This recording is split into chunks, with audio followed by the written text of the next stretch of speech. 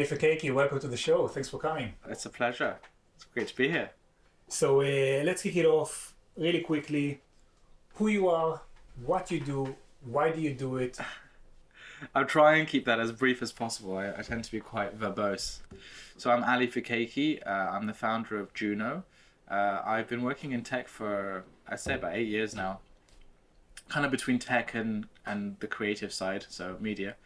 I built Juno because I felt like companies were doing a lot for their staff, or trying to do a lot for their staff, but all of their programs kind of had one major flaw, which was that they sucked. Like, they were just bad. And one sign of them being bad is that if you have 700 people in your organization and you're running 2 yoga classes a week, and those yoga classes can fit 10 people each time, there's a big problem. So we built a platform that lets you define what it is that you need, and define what well-being is for you, because obviously well-being is different for everyone. So you get a budget every month as an employee. You choose what you need. You want to go to yoga, that's fine. You want to go get a therapist, that's your call. If you want to get childcare, if you want to get your house cleaned. So all of it is available on our platform.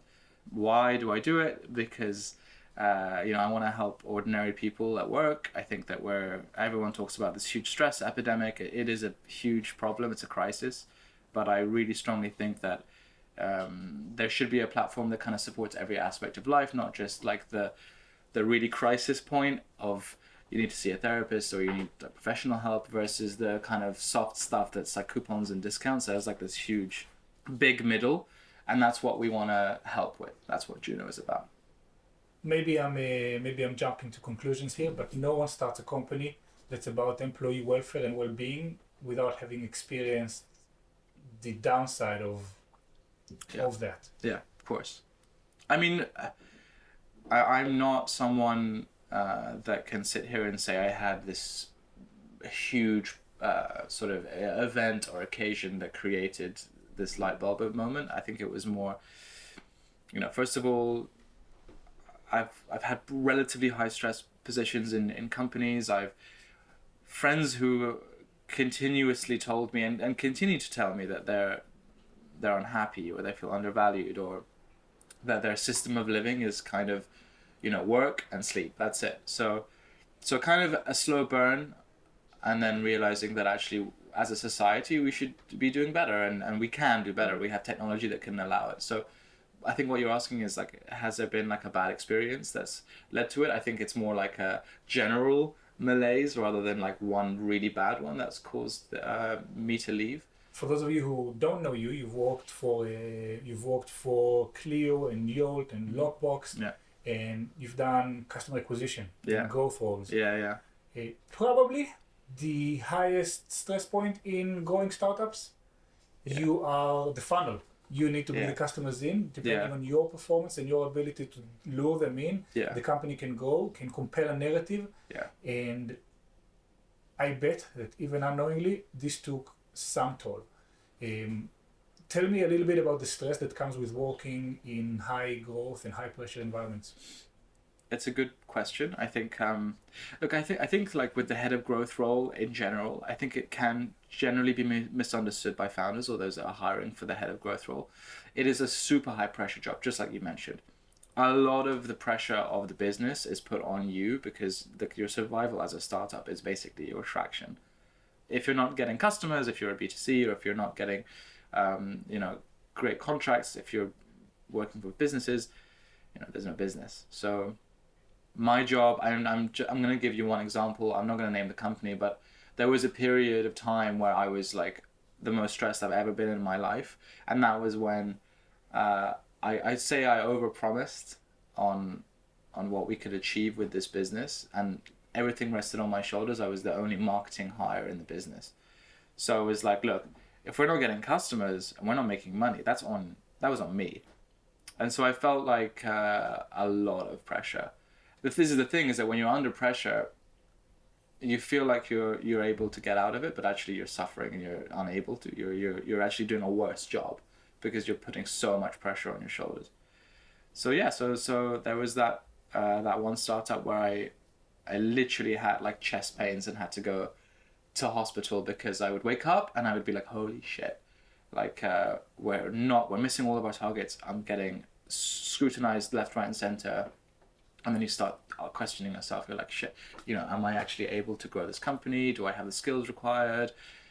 Is it obvious that I am out of my depth? So that was a huge learning, I think. I think it was kind of the lesson that I learned there was that it's okay to just be like, I can't do that. That's not possible. I don't know. I need help, In startup world, there's two founder behaviors. One is that when they don't let go, right? They bring in professionals to do a certain type of a role, and they don't let them do their job because they have an idea about how this role should be done. Yeah. And then you're there and you're just like a puppet, but you're not really getting to do your role. Yeah. The other end of the spectrum is when they come in and you get full autonomy and they're like, Ali, that's yours. Tell us what to expect. And you, eager to please, eager to kick ass, give them set the expectation in the wrong way and dig yourself a hole. Would that be an accurate description of what happened? 100%. It's funny because like you characterized a problem that I think small companies especially who maybe don't have an HR function. Yeah, so small companies that maybe don't have an HR function or don't have the ability to kind of plan. And that's not to say that they're at fault. It's just that right now, Juno, the company is we have a really small headcount. We're super lean. We're doing a lot. My reflex is to hire people. Our COO, his reflex is to be careful and considerate, and I don't have that ability so just like you mentioned, as a founder, I have an inability, I'd say, or I'm working on being better at letting go because I have a really strong vision of how I want things to be done. And so that will suck for anyone coming in because they'll just be like, well, fucking hell, like, let me just do my job, But at the same time, when you're a small startup and you're desperate to get resources on something and you need help, you don't have time or resource to be like, okay, for the next 6 weeks, we're going to train you. This is the thing. This is the support network you're going to have. If you ever need anything, you let us know. Because also, like a lot of the times when I've been hired in my previous jobs, I was the only marketing person in the place. So you had a bunch of tech people, maybe some ops people, and then me. So what ends up happening is that it's not possible for them to say like anything other than, right, welcome to the team, do your thing, make us proud. These are you set your own goals and we'll hold you to them, kind of thing. But then, both ways are not the way to do it, I want to take you back to the moment where you woke up with chest pains in the middle of the night. What happened?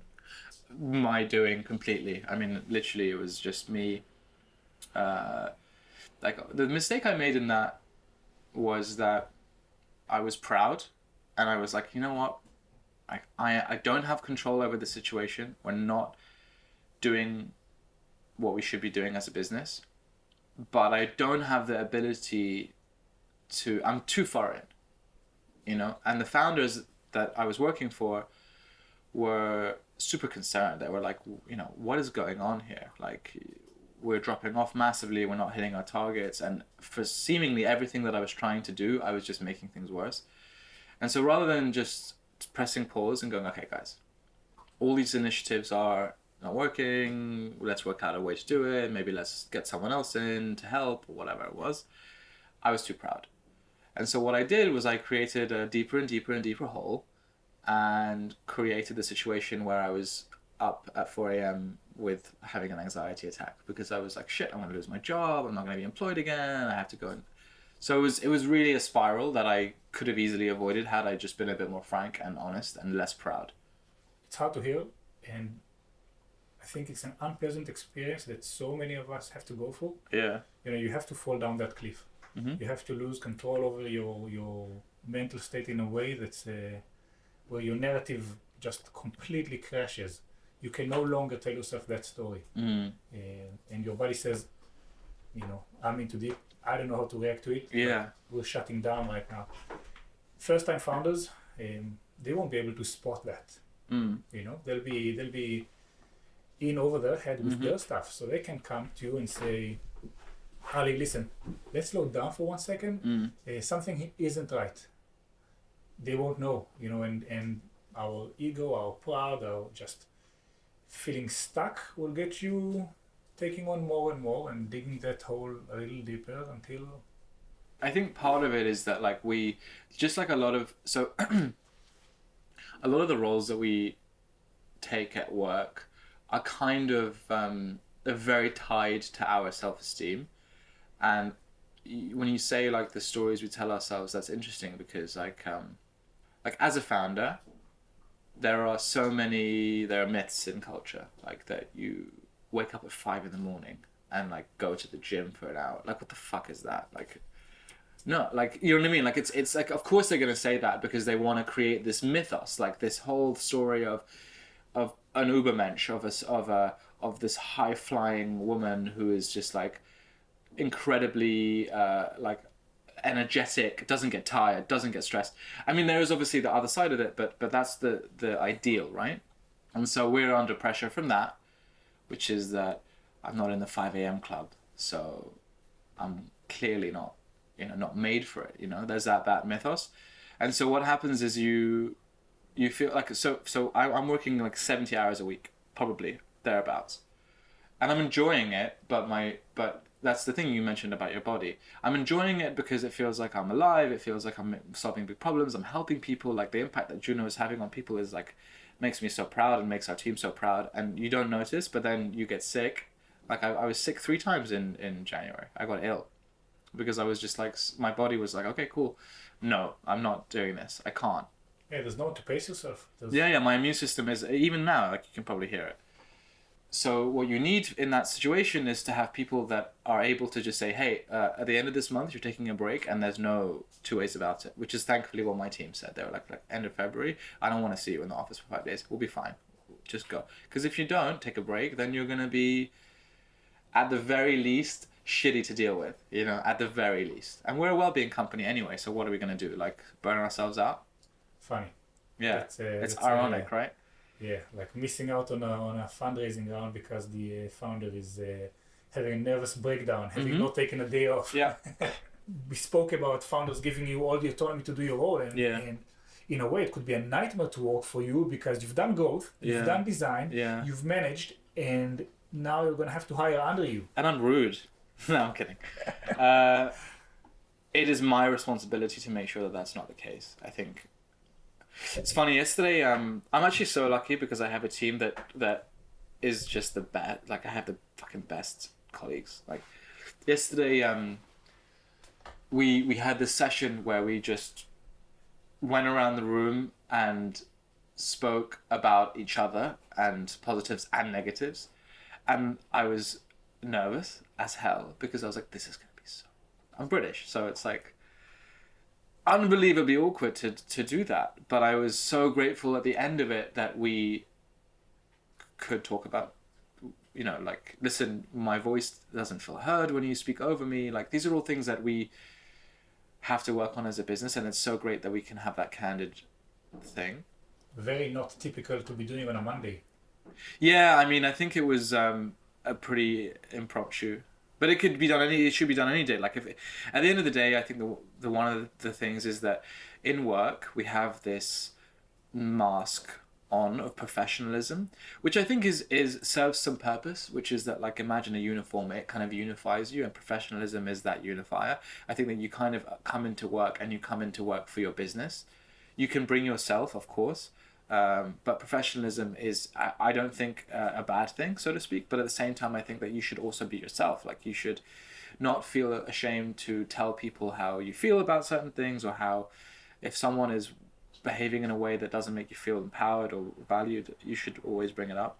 In terms of your point about kind of making people... Because you're right. I mean, look, if you're working 9 to 6 and then you have a life, so children or anything else, your day also kind of starts when you leave work, because you go home, you cook, you play with the kids, whatever it is that you do. Everyone has a different life.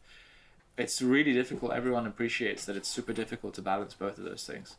So we should try and design a better system for living, because we only have one go, we can do it. We can definitely do it. It's achievable, and it's businesses probably would worry the focus isn't enough on the business side of things, let's say, or creating value or making money.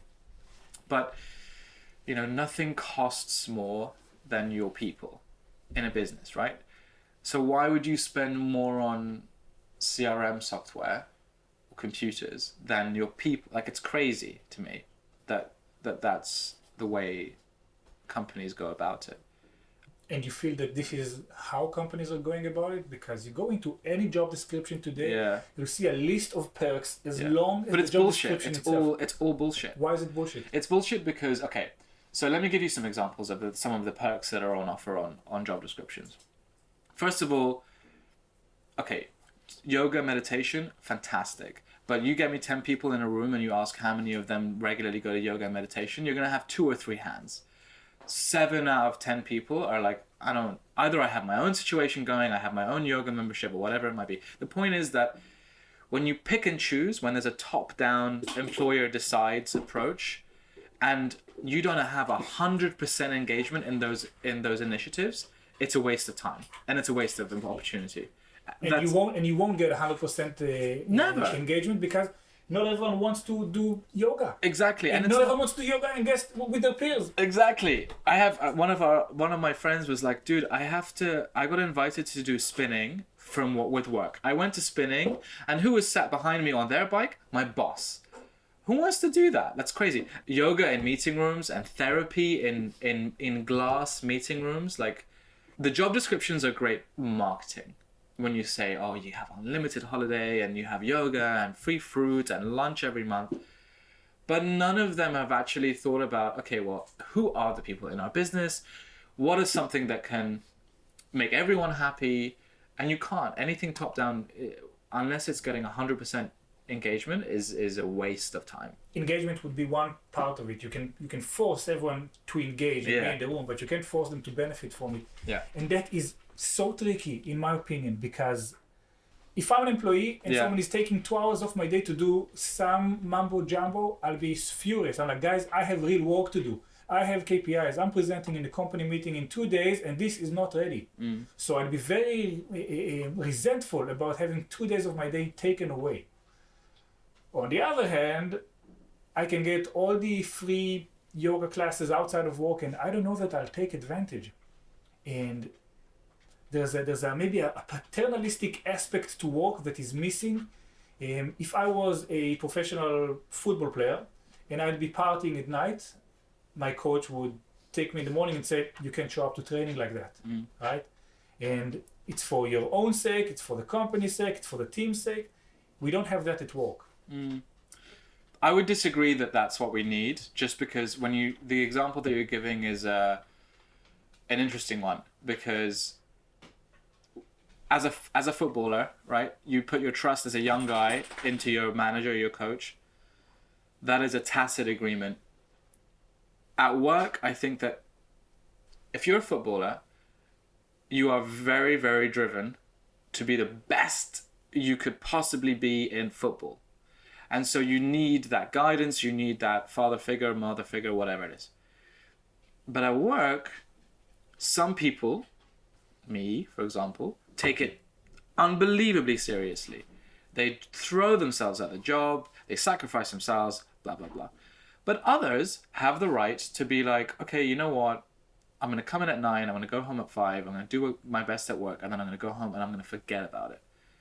And so it's about those different relationships with work. How do you define it? It's completely your choice. So I get what you're saying, there should be maybe stronger leadership, but I would disagree. I think that actually workspaces should be empowering and allow you to kind of work at your own cadence, work at your own style. There needs to be a system in place that makes sure that you're accountable. But who cares if your desk buddy goes out for 3 hours? Like, who gives a shit? If they're doing a good job and they're hitting their targets and they're helping and they're adding value, then what they're doing doesn't matter. Yeah, I get it, and I want to look at it from a different angle. Yeah. Startups are, you said it off the record earlier, kind of like war zones. Constant crisis, all the time. Everything's burning. You have to decide what fires to put out when. So many of them are sink or swim environments where you go in, do your thing, see you next week. We hope to see that needle moving. And when you're at that level of performance, you have to come in every day in, day out to perform, then it's partially your employer's responsibility to give you the conditions in which you can perform at that level. You know, if you're going back to the soccer example, you'd have your food cooked for you. Yeah. You'd have a massage therapist. You'd have a sports psychologist, and you have your professional coaches helping you perform. So, first I want to welcome Biggie on the show. If you've heard footsteps, if you've heard hissing and barking, that was Biggie being unhappy with the attention we gave him. Yeah, I mean, it's good that we got him on the show considering his schedule. You know, he's had a lot of bookings at the moment, and his people were kind enough to like lend him to us, which is pretty cool. Yeah, being a dog influencer on Instagram is, it's a full-time job. Yeah, at Biggie Wiggleston, by the way, on Instagram. Wiggleston. Biggie Wiggleston. I'll share the details with you. Maybe you can pop it on the screen. Or something. We'll do it in the byline. Perfect. What I meant to say about peak performance in startups. So we mentioned startups are a war zone. Everything's burning all the time. You have to decide what fires to put out and what fires you have to just live with. And so many times it's a sink or swim environment. It's a tight team. Everyone is busy and you have to do your own thing. See you next week. Let's hope that needle is moving. Going back to the football player analogy, if you have to perform at that level, they'll give you a sports therapist, a massage therapist, professional coaches. You have your food cooked for you while you're on the pitch, and so on. Should there be an equivalent in our modern workforce that looks after the employees A to Z in order to help them endure those extreme stress points? I would think that that's a pretty dystopian idea in the sense that, partly yes. So the theory that you're putting across is that in order for people to reach their potential at work, they should be, and also, work at their best, they should have the support system around them that ensures that all the little things that get in the way, as well as the big things, are kind of looked after. That's kind of what Juno does, right? So you want to get your food delivered at home when you come home, the food is there, and you want to get a massage, you can, all that stuff. But you have to give people choice to define what work means to them. So we don't want to live in a society where you have that kind of big brother mentality. And also startups, I think another things is that people want to work in startups, but they don't realize that actually it depends on the stage that the startup is in. Right now, if you work at Juno and small and we're scrapping to not survive, but we're scrapping, we're not in a scale up phase. So anyone who comes in the door, the expectation tacitly is you're going to give everything you have for this company. In a different stage, so for example, if you're at a scale-up stage, you can hire people that can come in and come in at 9 and leave at 5 and be like, okay, cool, I'm doing my job and then I'm going to go home and I don't want to hear from you. So I hope I'm getting my point across here, which is that in theory, yes, it's a good idea to support people and help them do their best. But this sort of too involved philosophy of a business getting really deeply involved in your life, it's just not a recipe for a meaningful society. I mean, at the end of the day, some people will just want to get in, do their job, go home, and that's fine. That's their life. That's their choice. So what do you think, what's the upside of working for a startup? We're talking about the downside, which is sink or swim. It's a war zone. You won't get attention. Probably won't be mentored to a good level. Where is the draw coming from? I've worked in a corporate environment and I've worked in a startup. And I've worked in a startup inside a corporate environment. So I think I have a kind of experience with that one. The obvious answer to that is that if you work in a startup. So when I first graduated, I was a filmmaker and a photographer, and I really liked making films and being creative. But I realized that I needed to make money, and so the fact is, the best way to do that is in marketing. So if you have those skills and you want to make an impact, you should work in marketing. And I worked for a startup, a really awesome sort of pet care startup. The pitch I made to the founder was, look, I'll be your intern, it's no problem, but I want to have full control over the marketing. I want to create the ads, I want to take the photos, all that stuff. You have a huge impact. The stuff that I was doing as a 21-year-old was, making a big impact, a big positive impact on the business. You're not going to get that opportunity if you work for a corporate. Do you think people understand that? Like, I know people say I want to work for a startup because I want to have big impact, but do they really mean what impact means? Because if you're a founder and you're trusting a 15% of what the business needs to achieve in the hands of one person, and they fail, like, that is huge. Yeah. I mean, how can you manage expectation with folks around the influence they have on a company's success without burdening them with the founder's anxiety, which you probably want to keep to yourself because you've made that life choice. You're abusing yourself with that responsibility. I mean, let's take the example. I'm not going to name them, but the example of a fintech, right? That recently, or not that recently, but relatively recently, came out in the press that they had a shitty culture. There was politics and bullying and super intense, and it was because the upper management had their own hustle mentality of like, let's just fucking do it. And that is not a fair way. That you have to, like, I keep coming back to it, like, you have to respect that there are some people in your organization that don't want to do that don't want to work till 11 p.m, that want to go home at 5, and that's fine. Do you have to respect that as a founder? I mean, you build a company, you get to choose who gets in. Isn't it a legitimate request? You're gonna have to walk yourself to the bone, just like I do. Isn't no, because otherwise, no way. Like, at the end of the day, I'm taking responsibility. I don't have to work myself to the bone. Like, that's another thing. Is that, like, look, if you're working yourself to the bone, what is going on here? Like, I know people that have worked 80 hours a week, and I promise you, if they were in this room right now, they would be like, that was a waste of time. Because the extra hours that I worked, I lost in some way. Whether that was I lost it in my family life, whether that was I lost it with my relationships with my friends, whether that was I lost it at work. Because I got sick, I burnt out, I lost all the time that I spent, I lost it in the end. So no, you do have to respect, you really do have to respect that people might want to come into work and leave at the time that they want to leave. Because I don't want, personally, people missing out on their relationships or not living their life. The whole point of Juno is every life fully lived. Like, that's the point. Work is important, work makes people feel empowered, work makes people happy, but it's really not the huge deal that everyone makes it out to be.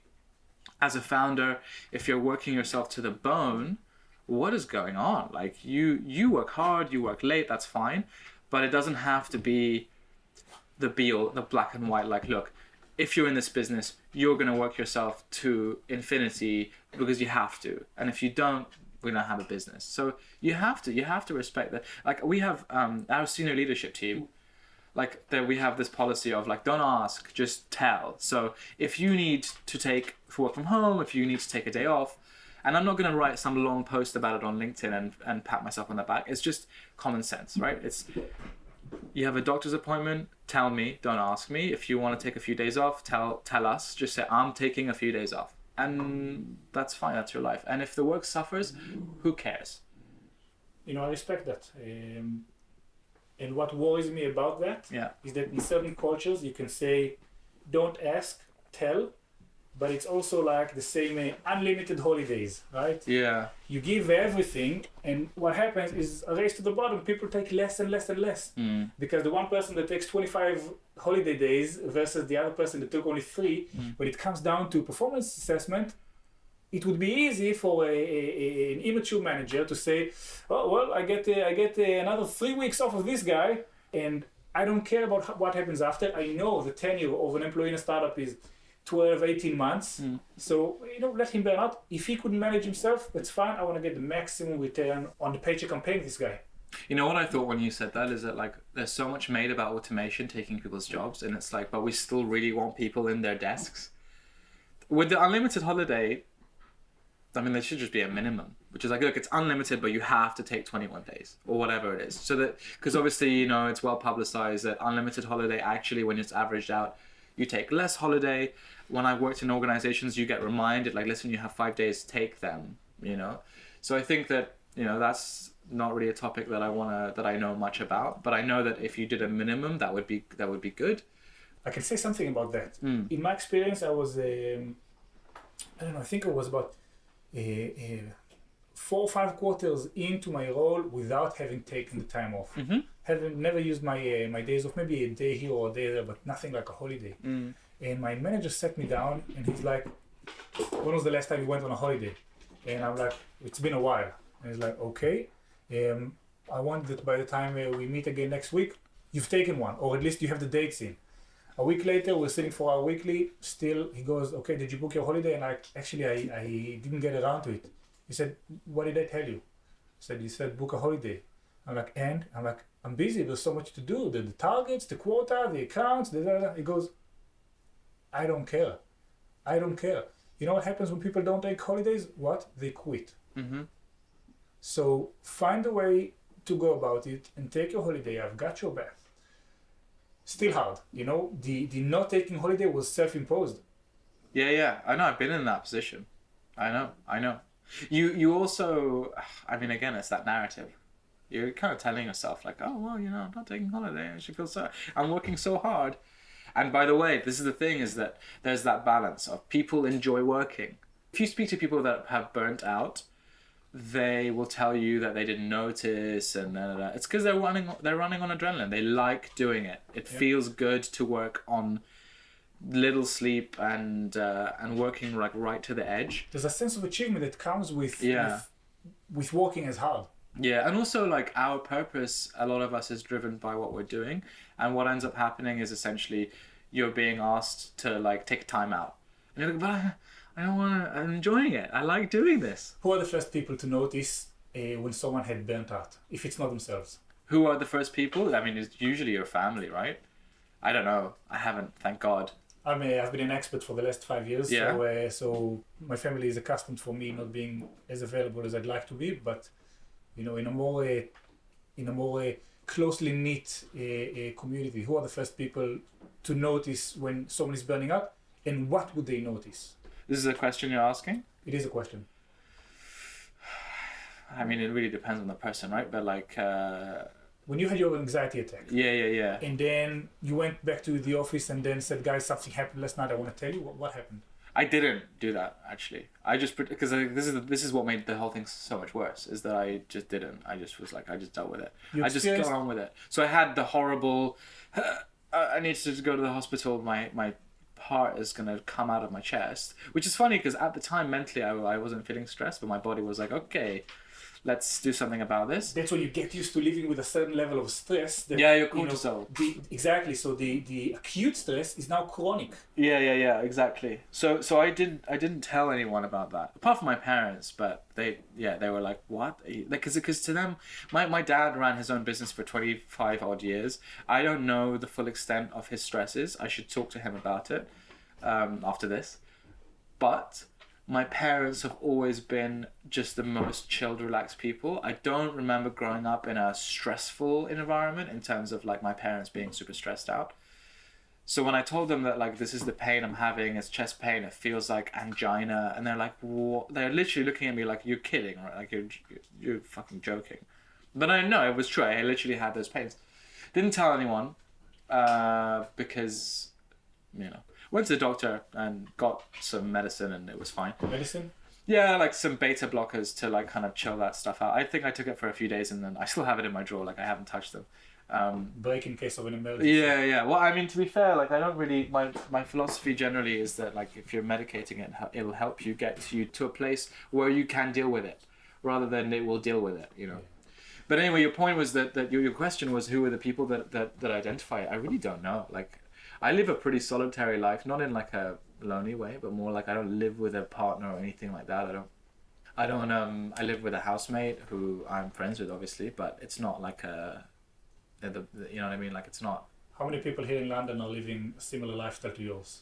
I don't know, but I would say a lot. I mean, See, this is the thing, is that I think when you mentioned sort of, should you be okay with people working in your organization that aren't as focused on putting in the hours, they need, in order for them to live a full life and to be good at their job and be bearable, you know, they need to build their relationships outside of work.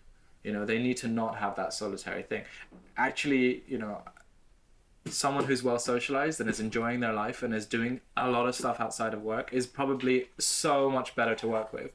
This is such a brutal competition between what a company gets when it pays for an employee time. Like, we get all of you, right? In your contract, there's a line that says, anything you produce while working for us is ours. Yeah. So your output in and outside of work is theirs. Yeah. And when you think of people who have side hustles, who are you know, multifaceted, they have more things going on, it's very tempting for an employer to like want that, or at least say, listen, you use the company computer, so we have it. Yeah. You use the company computer, or you have it, and how come you went and you talked in this event and prepared for it when you asked me for more time to complete this or that project? Yeah, I mean, fuck that. Fuck people. If you ever work for a company like that, like, fuck that.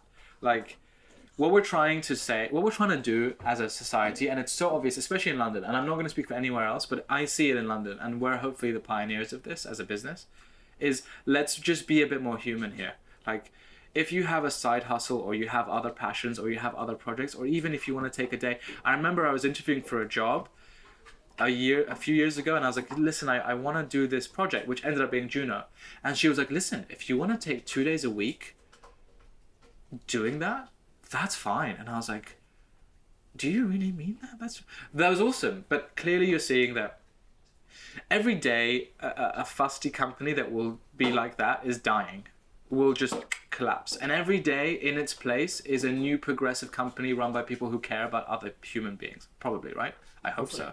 I know that that's probably the case. I haven't ever experienced something like that, but fuck that. I mean, this is the thing, right? Is that like employers, it's tricky for employers, because what position do you take in someone's life? Okay, you pay them, you look after them in some ways, their well-being is definitely in your best interests. That's just a fact. But how involved do you get? You know, where are the boundaries? And I think that plays the sort of confusion about boundaries plays out in a lot of ways. So one of them is, you know, office politics. People usually quit because of their manager or their colleagues creating tension or whatever it is. It's usually interpersonal stuff. That's because the boundaries aren't really that clear. Then you have things like controversial things like, you know, whether it's harassment or bullying or whatever it is, that's again a result of where do you draw the boundaries? Can people really be themselves? But what if they are just, when they are themselves, they hurt and upset other people? So it's tricky. I don't know. But the point is that like it's worth bearing in mind that businesses it's very difficult to ask a business to fully get it right when it comes to the boundaries that they can set between them and their staff and their people, you know. You went from one stressful career path, leading growth for young startups, to being a founder. Different types of stress, but still highly pressurized environments. What changed in your life when choosing to go the founder way? Yeah, I think I'd always wanted to kind of be in charge, and that was the mistake, was that I had this idea in my head that like I was just gonna strike out and do my own thing. It was ego driven. But what happened was when I came up with the idea of Juno, which is not really that smart of an idea, but when it came into my head, it kind of felt like the idea had me, you know what I mean? Like it felt like, well, look, there is no other choice. Forget it. Like there is no other choice. Like I had a very strong vision of what I wanted to build, and there was no other option. So for a year, this whole of last year up until we raised money, dude, I was waiting tables. Literally, I was washing dishes in a restaurant 3 days a week. I was working as a consultant 2 days a week. I was working on my business 2 days. Literally flat out. So sounds like a 10-day week. I mean, three days washing dishes and serving customers in a restaurant in Earl's Court. 2 days working as a consultant. 2 days working on my business, which is not enough in hindsight, but I had to do it. And I did all of that because I didn't feel like I made the choice. I felt like it was just made for me. Like that was it. You have to just do it. And the idea had me. So what changed was I found this, I don't want to call it a calling, but I found this project. I found this thing that was going to have a positive impact on people's lives. And I was like, well, I have to do it now. So what did you have to give up to become who you are now? Peace of mind. A lot of peace of mind. Like, this is the thing. It's the worst job for anyone who values their peace of mind. Couldn't be worse. I'm financially fucked. Like, fucked financially. Every day is an existential nightmare. I'm loving every minute of it, though. You know, the fact of the matter is, I get an email on my phone from a customer saying this is changing my life. Like, it's worth its weight in gold. But I'm sacrificing a lot. I'm enjoying it, and I wouldn't swap it for anything. But you sacrifice your peace of mind. Before we wrap up, going through all the turmoil of that world, yeah, I'm sure there are at least a few people you'd want to thank for their support, for their wisdom, for just letting you do your thing. Who are those people, and what do you want to thank them for? So Ollie Hammond at Fuel Ventures is the reason why everything exists. So he's an investor at Fuel. When I was raising, he immediately understood what we were trying to do, and I didn't have to convince him. Me and him just gelled. And look, we closed that deal so quickly. Mark Pearson obviously is the director of Fuel. So obviously without them and Shiv Patel, we really wouldn't be here. I wouldn't be sitting here. We wouldn't be impacting people's lives positively, which is awesome. And then our team, you know, Gwen, our COO, is again like so instrumental. Without him, we would be nowhere. Verity Roach, our CMO. Like, again, these people, I'm so lucky that I found those two people, because without them, again, I wouldn't be here. So that's awesome. And then, yeah, like the standard. I mean, one of the things that I wish you'd ask me is, who would you not thank? Because I realized very early on that, like, you just have to do it for yourself. Like, people don't give a shit. Like, they really don't. Like, I thought, and I was mistaken to think that, like, when I had this idea for the business, that I would just, like, broadcast my intentions and then the cavalry would arrive and help. Didn't happen. And it was because I was deluded enough to think that, like, people had the time. But people have their own shit going on. But there were a lot of people that I met during this time that I was like, kind of taught me a lot of lessons. Like, okay, well, you know what? Like, forget their approval, forget their help, forget everything. Just do it yourself. Do it for yourself. And that's the only person's approval that you need is your own, and your customers and your staff, and that's it. I think no one will hold you for a higher bar than you would yourself. Mm. Ali, thank you so much for your time. I had a great time. I wish we had more time. I wish as well, but there's a season 2 coming up. Yeah. I appreciate the insights, and let's hope Juno fulfills its potential and helps everyone heal and recover from their days and keep going, because innovation runs the world. Thank you very much, buddy. Thanks, Tal. Had a great time.